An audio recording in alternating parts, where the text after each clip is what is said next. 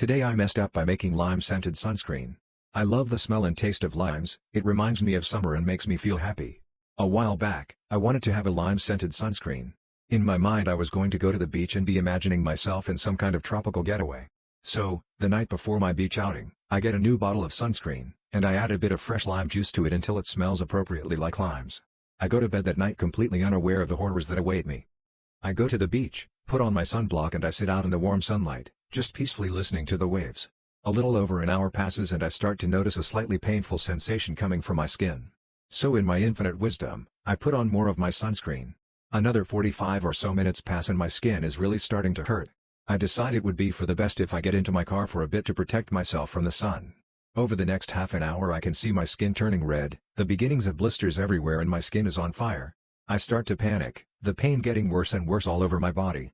I call my friend telling them I am in trouble.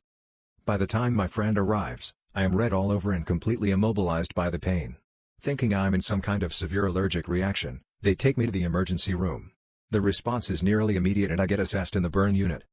Second-degree sunburn over a majority of my body, admitted into the ICU, discussions about skin grafts are had but are luckily not needed thanks to the care of my doctors. Now then. How does such a thing come to be? Well, it turns out that my favorite fruit contains something called furocoumarin. This fun little compound can cause skin to burn incredibly quickly when exposed to sunlight. And I rubbed it all over my body before sitting out in the sun.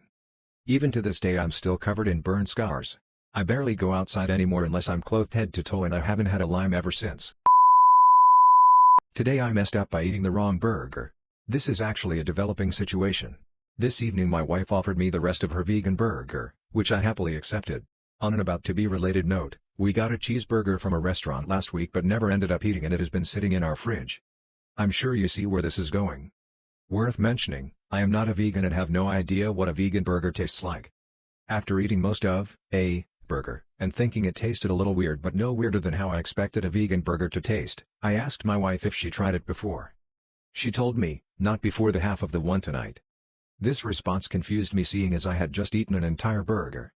After a few seconds of genuine puzzlement on behalf of both my wife and myself, she got a look of horror on her face and exclaimed, "You ate the burger from last week. That was about 45 minutes ago. Wish me luck." Today I messed up. I flew across the world to meet a girl I loved but she left me stranded. I'm 19M, she's 23F. Just need to write this so I can calm down and put everything in logic. It's kind of wet but it's needed RN as of yesterday's awful experience. Where to start her? I've been talking FaceTiming constantly with this girl for over 8 months non-stop, like all my time on her watching films, shows, doing everything on call together. One problem: she lives in Texas, US and I'm from London. It gets crazy. I've even been entertaining it. That's why I lied to everyone, my friends, family, about where she lives, who she is, everything, cause I'm embarrassed low-key that I have fallen for someone I haven't met. Well, it was meant to change on 2nd of August when I arranged a holiday in Orlando at Avanti Palms months prior, but she needed to get an ID sorted as she lost hers and doesn't have a passport. This part I believe, as she said she lost it before I arranged it. Anyway, long story short, it was 2 weeks till holiday and it never came, so I said to her, get a fast track ASAP. This was a few days before holiday. She said she did.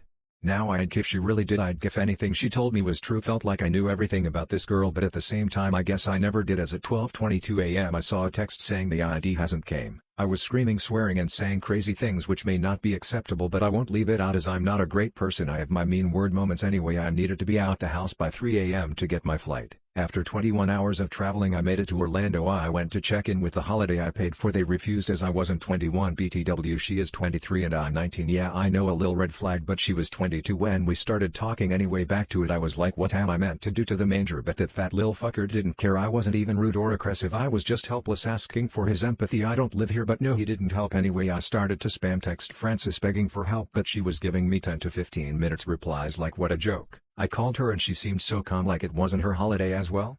She was saying I'll help you find somewhere, but never did, and ignored the fact that this is our holiday. Man, I don't have any reason to be here. I just got a visa or Greece. Like fuck. This is where I'm a get mad typing. I offered to fly to Texas to see her and she said I can. WTF do you mean you can't? You see pound and T, I'm across the world for you. I'd do anything for you and you can just meet me. Not even a reason? Her saying she can't tell me yet, like huh? Promising me there's no other guy, like yeah OFC there ain't. The only slight reason might be she had to look after her nephews, but fuck making excuses for her. I'm done. Well, I actually hope I'm done and don't go back to her, cause I looked at her as a ride or die. I traveled across the world for her, man. Today I messed up by telling someone I didn't need their number. This happened about 2 years ago, but my friend said I should post it here, so here you guys go. Cast, me, op, a very nice lady, NL. Context: I miss social cues a lot. I was getting on the bus to head to one of my college classes. Now this bus ride was 40 minutes with no traffic. I picked an empty row and just played on my phone for about 15 minutes until a very nice lady around my age got on the bus. NL, hey, can I sit here? Op, you go for it. I went back to playing on my phone and looked at her bag. I saw it was covered in pins from anime and Pokemon and such, so I complimented her pins and we spent the next 20 minutes talking about the shows and such. 2 stops before my stop she looks at me and goes, NL, hey, my stop is next, would you want to trade numbers and continue this conversation? Op, no. Why would I need your number, we're not friends. It was nice chatting though. She got off and I later told my friend about the weird encounter I had on the bus. They have still not let me live it down almost 2 years later, and I still dread taking that bus route every time I have to, in fear I'm going to run into her and have to either pretend I don't remember or own up that I completely missed the cue and would have loved her number. Today I messed up by changing my name to a corn stars. Enter my husband. He has a lovely, easy to spell, very common last name. So when he proposed, I decided to take it. I figured, hey, I get a name that is easier to spell and pronounce. Plus it meant a lot to him, and I thought it would be a nice romantic gesture. And at first, it was. Now, leading up to our wedding, I was completing my PhD, and working on entering the job market. Once we were married, and the name change became official, I began to modify my CV and my more general use resume. I was newly married, finishing my dissertation, and getting ready for my career. And now, at least half my name wouldn't make the hiring coordinator's eyes cross. I was excited. Fast forward to a perfectly innocent presentation on job hunting. The presenter suggests the old trick of Googling yourself to check your web presence for any old, embarrassing relics from social media. I realized I had never Googled my new name, and smiled as I popped open a new search tab on my phone. Imagine my horror as I sat in a crowd of my peers, and the first thing to pop up was a thumbnail of a woman with 2 things in her mouth. I figured it was a fluke, or an advertisement, and scrolled hurriedly. But to my growing dismay, I found page after page of porn websites, campsites, and forums, all tied back to my brilliant new name. Now, this presented a long-term problem. Resumes don't generally include a photo. I had to find a way to convey to potential employers that I was an entirely separate person from this taller, admittedly far more attractive woman. I definitely did not intend to insist on constantly being called doctor or including my credentials wherever I put my name. Changing my name again would require a whole court proceeding, goodness knows how much money, and another visit to the dreaded Social Security office. In addition to employment, though, I had a more immediate familial issue. My husband is Catholic, but he has an earthy sense of humor and would laugh this off. His family, though? They are kind, pious, and a little sheltered. They are also very proud in-laws who have Googled me every time I appeared in the completely boring campus newspaper.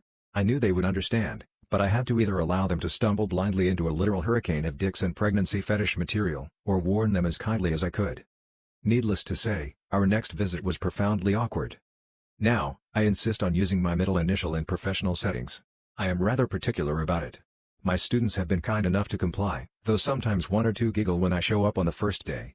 More troublingly, I also get the occasional disappointed look.